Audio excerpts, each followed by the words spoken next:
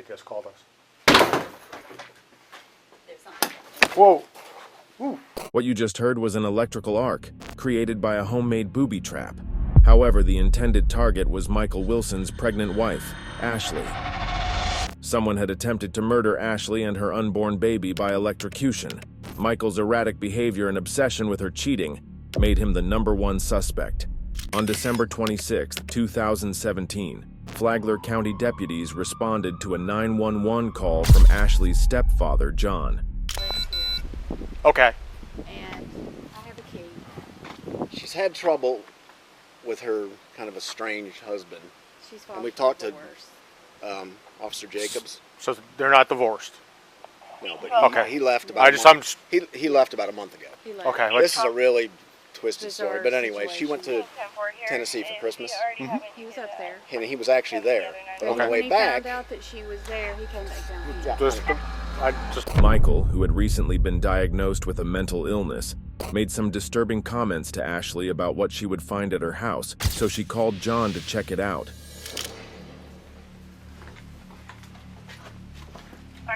No, I'm mule kicking it. I think they just called us. There's something. Whoa. Ooh. What's that? I don't know, but it popped. The what? Something popped. It's a chair. No, something actually popped. 10-4. There's something up there. that's the baby's. There's something on that table. Yeah, chair. This is where I wish I had my scope camera. Something did pop. That was. Yeah, but I heard the key. You know, it was like a. no, he rigged up the there's electrical cords rigged up. That's what it Yeah, was. there's something on this table right here. You see, it's like a battery. That is that's a That's a power source. it's an inverter. Is it an inverter? Huh. All right. Stand by. Yeah, there's definitely. As long as I got permission to go in, I'm. Do it. It's all you. Yeah, there's a wire, Look at a that. fold. It was immediately clear that someone had tampered with the door's locking mechanism using electrical components. One set of wires appeared to be from a cut lamp cord, typically used for a salt rock lamp in a nearby bedroom. A second set of wires, with clamps, was connected to the locking mechanism. The rigging was designed so that when a person inserted a key into the top door lock and touched the bottom door handle, they would complete the circuit. This would allow electrical current to flow through the body, potentially fatal if both parts were touched at the same time. This information was confirmed for detectives by an expert at the power company. If the contraption had worked the way it was supposed to, it had the potential to kill Ashley as well as her baby. And if that firearm obviously is missing, if we discovered that the firearm is with someone other than your daughter, would you like to pursue charges? Sure, yes. For the theft? Mhm. Okay. That's all I need from that. Anything else you want to add? Or Can I do anything on my other stuff that he's taken? What stuff do you take? My iPhone, my iPad, and a laptop. How long ago was it? Same thing? Same night? No, that's when he originally left, because he worked for me. Mm-hmm. These were work items. I told him, Michael, if you come back, that's fine. But if you don't, those are my things. And he never came back, so I formally terminated him through my payroll company. And once he's terminated, and I still hasn't returned my stuff. And now last night, we discovered the laptop was actually at Ashley's house. He came back. He took that when he was there.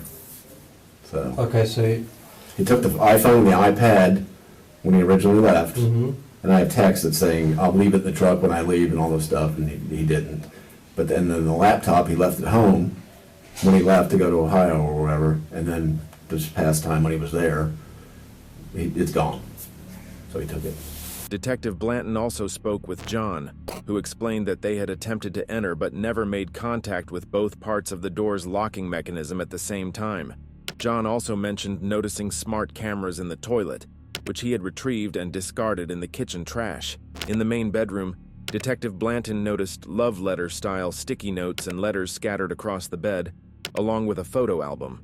One open page showed pictures of Michael Wilson and Ashley together during her pregnancy. The search of the home also revealed that Ashley's gun had been stolen along with a laptop. At this point, Ashley was still returning from a trip to Tennessee where she spent Christmas with her father and Michael. Ashley stopped by the sheriff's department to speak with detectives as soon as she got back. Michael would have only had about 20 hours in that time span to drive to Florida and back to Tennessee to rig the contraption. Ashley realized that she needed to take his threats seriously this time when Michael knew where she hid her gun even though she never told anyone. Michael's warning to Ashley to only use the front door and make sure his daughter wasn't in her arms was a key indicator he had done something sinister. What's it like at home with Michael? Like, what's the history with that? Y'all get along well, or? Before this, barring the last 2 months, he was perfect. Great dad, great husband, great provider, very passive, just a sweet guy. Now, he had an event in October, and he kind of fell out on the floor. It was almost like a seizure or a stroke, almost like a TIA. And he refused to go to the emergency room that night. And after that event, it was night and day. He started becoming more aggressive. His whole behavior changed, his whole demeanor. Where before he was very patient with Harper, very, patient with me. He would get irritated easier. He would fly off the handle. He wouldn't come home from work when he normally would.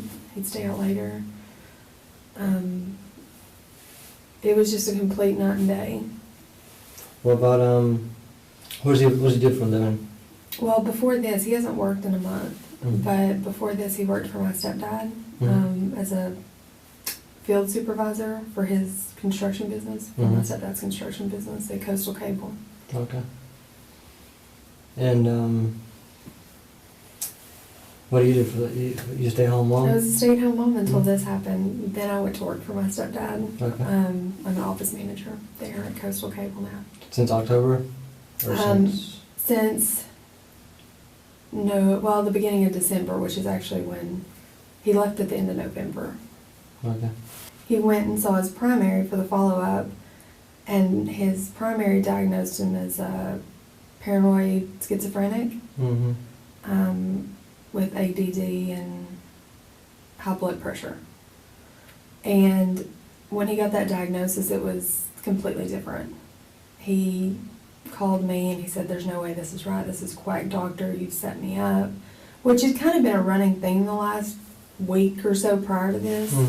He had begun saying I was trying to poison him. My stepdad was trying to kidnap him. People were out to get him. People were watching the house. He'd become very paranoid. So when he got this diagnosis, he was adamant about wanting to get a second opinion. I said, "Well, there's no neurologist that's going to see you today." I said, "You can go to the emergency room."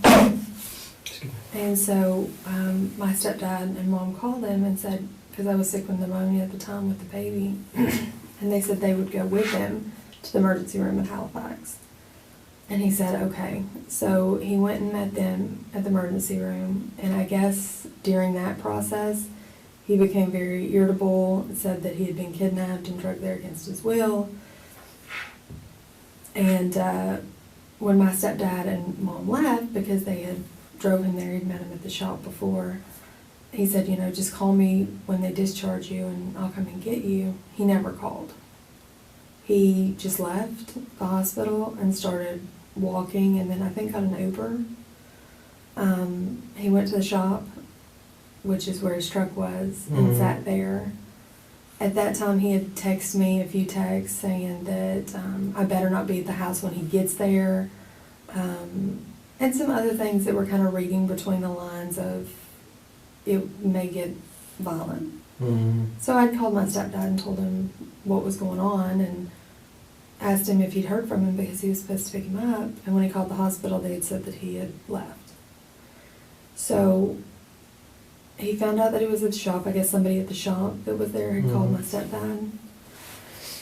And he let me know, and we had decided that maybe getting him Baker acted was in his best interest. I mean, he's just very sick. And at that point, he had kind of become a danger to himself and others. So before we could get everything kind of going and set in stone, he just up and left the shop, got an Uber and left. After that, it was him just sending me texts saying that I had set him up. It was a kidnap job. It was I had been poisoning him. My mother and stepdad had overdosed him, and he had stayed in town. I guess I found out this after the fact, but he had stayed in town for a few days. That happened on a Thursday, I believe.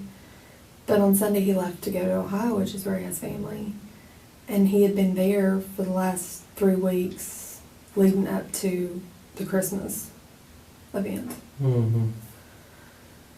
So we had text back and forth, and it kind of ranged from him from, you know, I want to come back, I want to get better, I want to be a family, I want things to be like they used to be too. I'm going to put you in jail for what you did, poisoning me and kidnapping me, setting me up to be kidnapped. It just kind of ran the gambit. But I went up there on Thursday nights. This past Thursday? This past Thursday. To go up there for Christmas with my dad. Mm-hmm. And I had talked to him. He had seemed pretty lucid, although it's kind of hard to tell with him. Sometimes he can be as lucid as me and you. And then if you talk to him long enough, he just kind of spirals. Mm-hmm. After the information from Ashley was gathered, detectives issue a warrant for Michael's arrest. Detectives find that on Michael's Facebook account, he already changed his relationship status to widowed, making it clear that he knew exactly what his intent was. What are you talking about? Just tell me what's going on. Why are you trying to get into my account? What's going on is because you fucked with my account, you deleted my fucking account. Your email is associated with a copy of my passwords, so that's why it's showing up on your Gmail account. You stupid son of a bitch. Oh. That's why.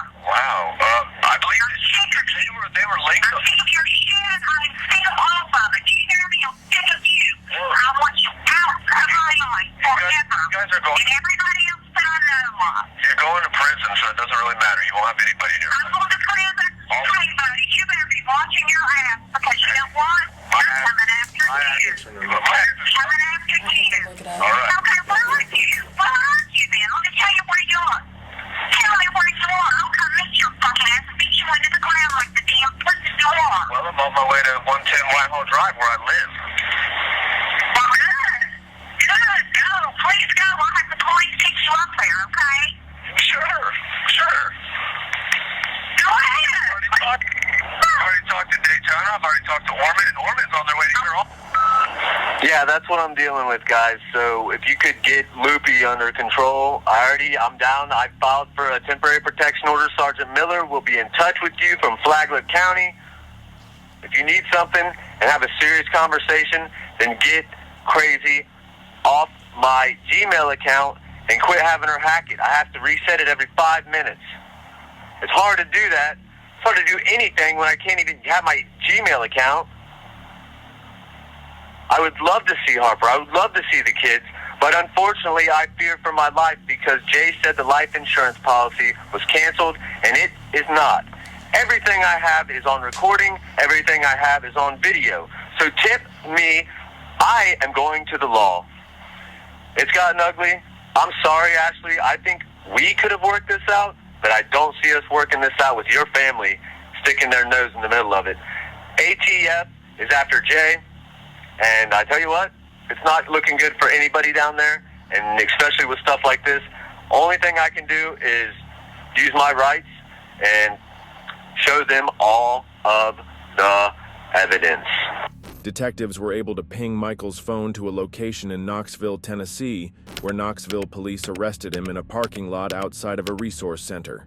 A search revealed a small bag of meth in his shoe, as well as the stolen laptop, stolen company phone, and ammunition. During a controlled call, Detective Blanton had Ashley call Michael to see if he would admit to going into the home and tampering with the electrical device, but he denies ever being in Florida. Did you go inside? She wasn't there. Did you go inside? No, she wasn't there. I mean, even to pick up, you forgot something, or because you've been on kind of. She brought you some shit, but I mean, I know me. If I were gone for a week or so, I would need the house out. Yeah. There wouldn't be a single piece of clothing left on a hanger if I was to go in there and get my stuff. I assure you. Well, this is what I'm being told you did. Is that you set a door up to electrocute your wife. I set a door up? Yeah. How Set do you a do doorknob. A doorknob up to electric so she'd get Right, electrocuted. do fingerprints. She told me she's got camera footage. Fingerprints. Fingerprints. Fingerprints. Well, and I'm sure they're doing some lab stuff. You can see the guy's got gloves on. They're doing it. Please, fingerprint. So you're telling me you didn't have anything to do with this? No. Listen, no, but Fingerprint. Fingerprint. have you heard from her today? Yeah, she was very apologetic. We The other day she said something about a bomb. She said there was a bomb in her house. She said something to you about a bomb? A bomb in her house. When And did I when did she say that? Last night. I don't know if it was by the time she got there. Like I said, my times are kind of messed up and stuff. But she told you last night that there was a bomb in her house. Yeah. Last night while she was still on the road going, and then I called. So Jay. how would she have found out about that?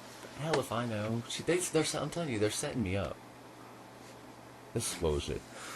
So a battery charger hooked to a door is gonna. Well, I don't know, or is it? You tell me. It looks to me That like makes it may sense. be into electrical outlet, into No, it standard looks like wiring. This is mine from my boat that I had.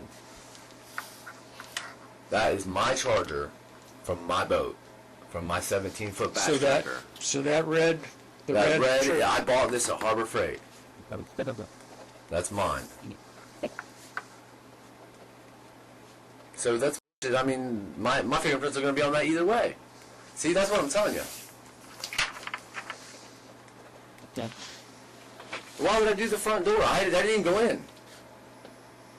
What's this and this? But see now, wait a minute. First you told me you drove by. Now you changed your story on me a little bit. Doesn't matter, it's my house, it's not this at all. I know, but you've changed your story on me. You could have Doesn't said, matter. look, I went in the garage. You didn't have to say that. So you ultimately spent a little bit I more thought she time was than... cheating on me, sir. Okay. I thought she was running around on me, and she obviously was, because where would she be other than home? With my daughter. My daughter. She's just out running around with men or what? She's been known to be pretty promiscuous. Did you do this? No. Even to scare her? Nope. That is not even harmful. First off, you could take that battery charger and hook it up to that door as much as you wanted. It's not going to push current through it. Do you know why? Do you know how electricity works? Okay, then clearly you know that's a hoax. There's nothing. Michael is brought in for questioning with Detective Washam of the Knoxville Police Department. Unbeknownst to Michael, Flagler County detectives were able to secure a search warrant for his phone and laptop. Photos found on Michael's phone showed a picture of Ashley with a skull face he had drawn on her, possibly symbolizing her intended death. It also revealed search results where he Googled how to set a booby trap with a charge and text messages expressing his opinions on her alleged cheating. Michael doesn't really make much sense, and when asked why he did it, he explains to Detective Washam that he believes his wife was cheating on him and was pregnant with someone else's baby. He also claimed that his mini-stroke was a result of his wife and her parents trying to poison him to cash out the life insurance policy they took out on him. Together with the drugs and mental illness diagnosis, Michael thought they were out to get him. GPS placed Michael in Florida on December 23rd, where he also stopped at a tattoo shop he previously worked for. Without a doubt, Michael was the one to place the trap and intimidate his wife. Even with the concrete evidence, Michael was tried for attempted murder but found guilty on a lesser charge of attempted aggravated battery. He received credit for jail time served and was able to get out on parole in 2020. While in jail, he placed a recorded phone call to his mother and revealed where the stolen gun was located. Knoxville police successfully located the stolen firearm and returned it. As far as we know, Ashley has since relocated and attempted to hide from Michael for fear he may attempt to hurt her or her children again.